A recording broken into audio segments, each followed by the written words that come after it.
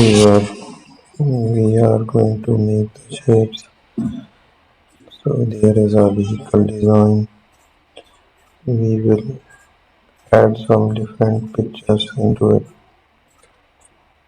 So these are the shapes here. Make another shape. Let's find the designs again.